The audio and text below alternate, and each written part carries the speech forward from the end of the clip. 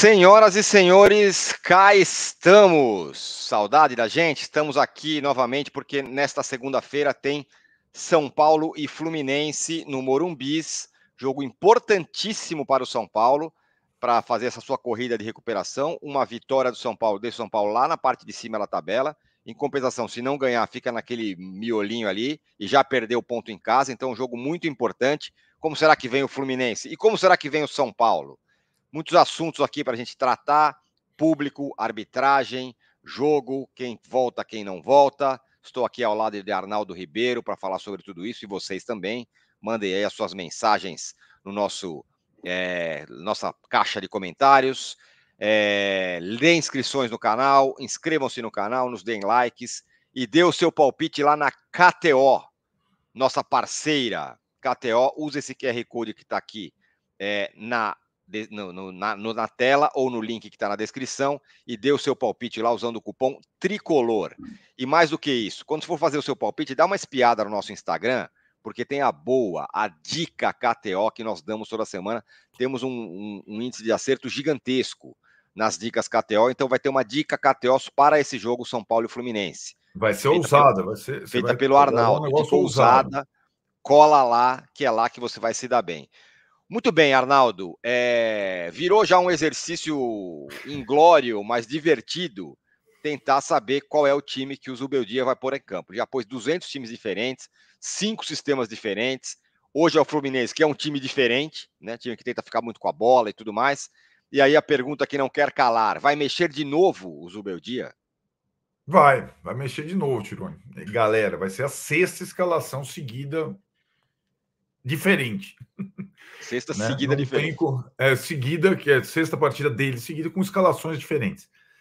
Mas também aí não é grande conclusão, porque ele não tem um titular das últimas partidas, que é o Michel Araújo, certo?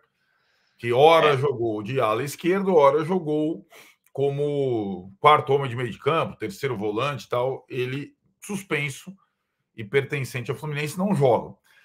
E o simples fato dele não jogar tem algumas implicações, porque o Wellington está voltando de lesão agora, o outro lateral esquerdo deve ficar no banco, mas ainda sem as melhores condições.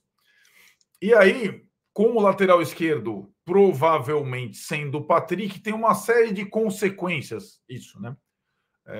Com o Patrick é linha de 4, não é linha de 3. E assim você vai tentando adivinhar o time do São Paulo para jogar contra o Fluminense. Lembrando até em relação ao Patrick, né? Foi num jogo com o Fluminense, com o Rogério, que ele entrou meio numa fogueira e foi substituído lá com 15 do primeiro tempo.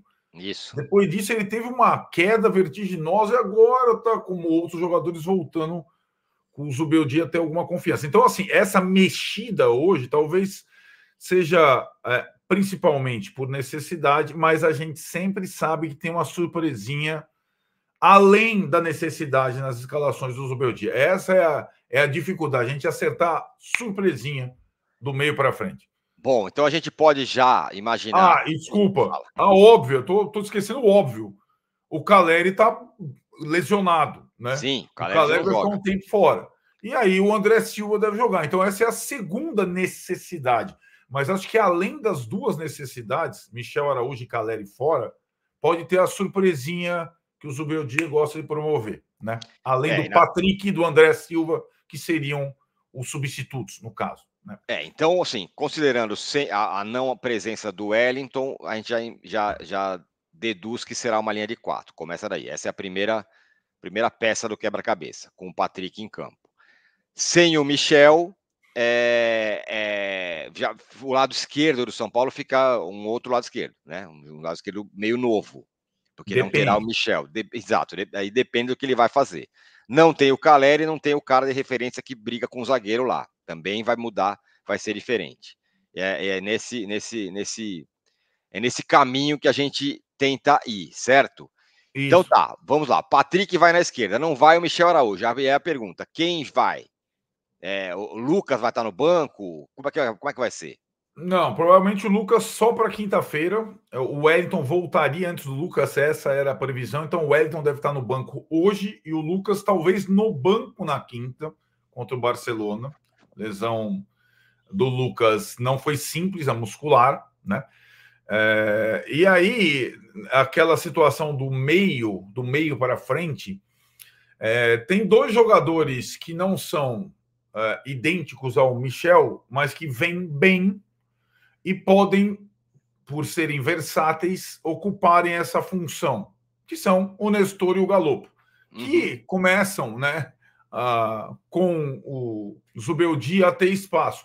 Esse jogador, o terceiro do meio de campo, que pode também fazer um atacante, praticamente não existia na época do Carpini. Não tinha lugar para esses jogadores. Agora, o sistema do Zubeldia, ou alguns sistemas do Zubeldia, permitem que Nestor, Michel e Galopo joguem à vontade, né? Dando um equilíbrio tático sem perder a agressividade. Então, eu acho que aí, sem o Michel, sobra para Galopo ou Nestor essa missão. Galopo mais pela direita, Nestor mais pela esquerda. Aí ele vai. Aí eu acho que talvez seja essa a grande dúvida. Reforçar o lado direito do ataque com o Galopo e talvez o Érico, ou o lado esquerdo do ataque com o Nestor e Ferreirinha, por exemplo. Né? São duplas ali, né, nessa situação. Ou misturar esses caras, né? Porque aí Luciano e André Silva vão jogar. E acho que Alisson e Bobadilha também. Então fica lá duas posições para essa turma aí que eu... Né, uma delas para um meia, outra delas para um atacante. Acho que aí não vai ter tanta surpresa tática, entendeu, Tironi? Mais ou menos como foi contra o Cobressal, na minha interpretação. Tô pensando assim, vai ser uma dupla de ataque, então vai ter o André e o Luciano. Aí no meio tem o Alisson, que não tem como não jogar, lembrando, né? Não tem o Pablo Maia, não vai ter por muito tempo. E aí ele tem Galopo ou Nestor. A loucura seria um 4-3-3. Alisson, Galopo, Nestor. E aí tem atacante, mas ia ser ousado demais. Eu acho que, observando, ele já fez isso, mas em situações em que o São Paulo tem a superioridade numérica ou está precisando ir atrás do resultado. Eu imagino que de início, por ser o adversário Fluminense, ele não abra mão do Bobadilha ao lado do Alisson. Lembrando, né, que essa formação, com um do lado do outro, não é uma que funcionou bem. Então, mas aí que eu acho, né? Se ele coloca... Por isso a importância de Galopo ou Nestor, né? Eu imagino que se for Galopo, fique o Alisson centralizado, o Bobadilha na esquerda, o Galopo na direita. Se for Nestor, o Alisson centralizado, o Bobadilha na direita e o Nestor na esquerda, fazendo uma espécie de tripé, né? Não vai ser não vai ser lado a lado, que assim não funcionou, né? Assim que esse é talvez o pior lugar para o Bobadilha, né? Exatamente. Quando ele joga do lado do Alisson, porque aí você fica com dois volantes que não são exatamente volantes, né? Ou não são primeiros volantes, né? Essa é a questão aí. Muito bem. Quer que eu fale o nome mágico, que é quase proibido? Pode falar. O Rames vai para o banco? Os meus informantes, eu tenho assim algumas possibilidades de informantes, né? Inclusive alguns que serão setados na live logo mais à noite, que me ajudaram um pouco a decifrar os últimos... O período de Zubeldia treinando em São Paulo, né? Porque agora ele treinou um pouco mais, né? Teve alguma sequência. O Rames treinou da mesma forma que o Lucas, desde que o São Paulo voltou de Calama. Todos os treinos que o Lucas fez, o Rames fez também. Inclusive com bola, com os reservas, tal, etc e tal. Agora, não me parece ser a ideia do Zubeldia aproveitá-lo, a não ser que ele fisicamente mostre muito mais do que ele tem mostrado nos treinos. Ele não está lesionado, de novo, insisto, ele está liberado fazendo todos os treinos, mas num ritmo bem inferior aos demais. Hoje o Rames ficou atrás do Galopo, do Nestor, até do Rodriguinho, nessa situação toda de meias, né, no São Paulo.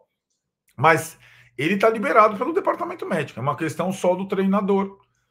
E é uma situação, você sempre fala, né? Jogar fora, ele poucas vezes, entre aspas, se dispõe.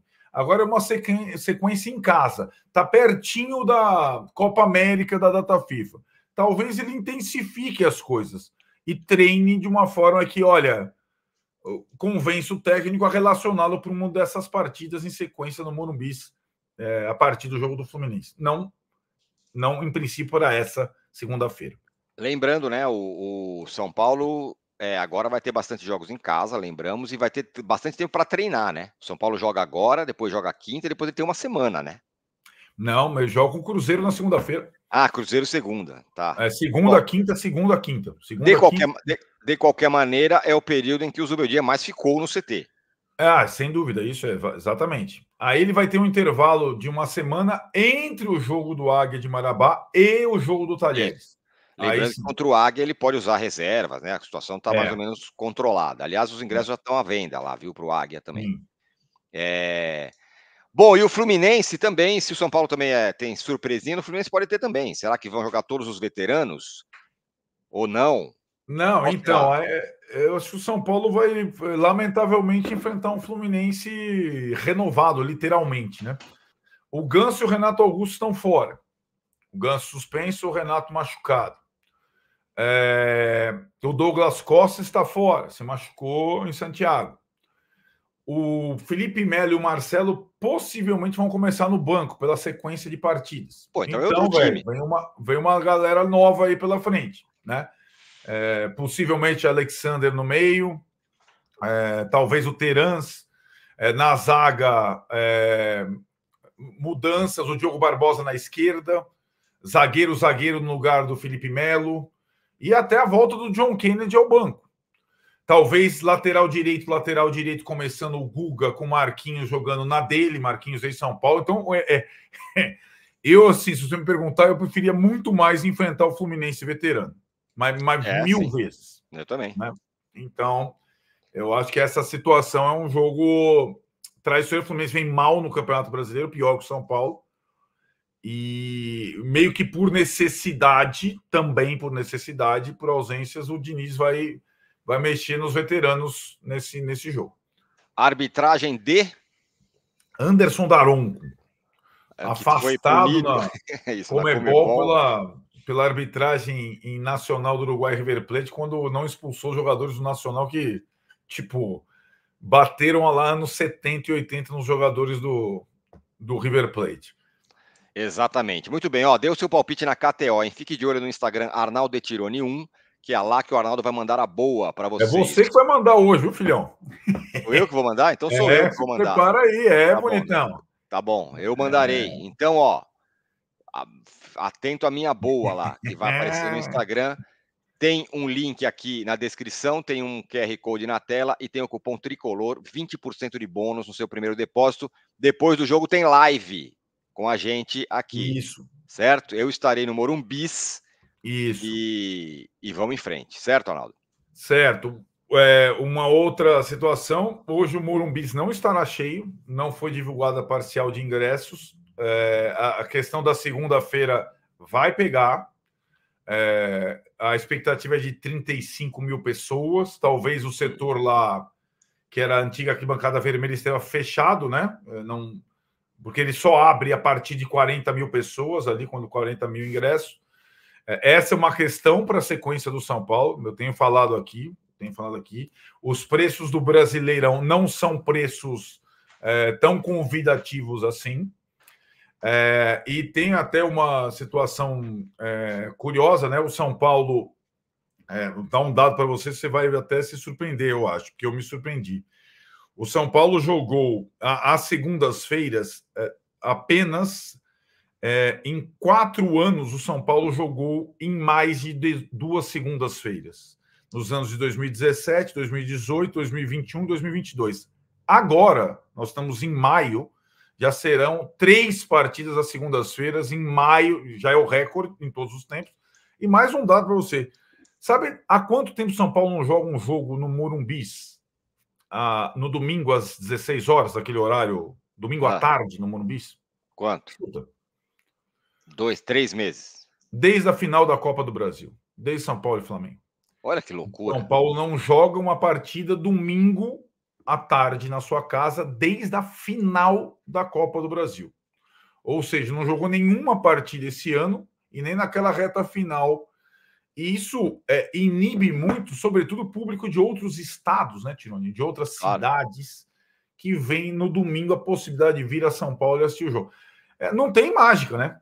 E aí a única possibilidade em jogos segundas e quintas é você baixar ainda mais o ingresso para incentivar as pessoas a irem a mais de um jogo e conseguir amealhar público.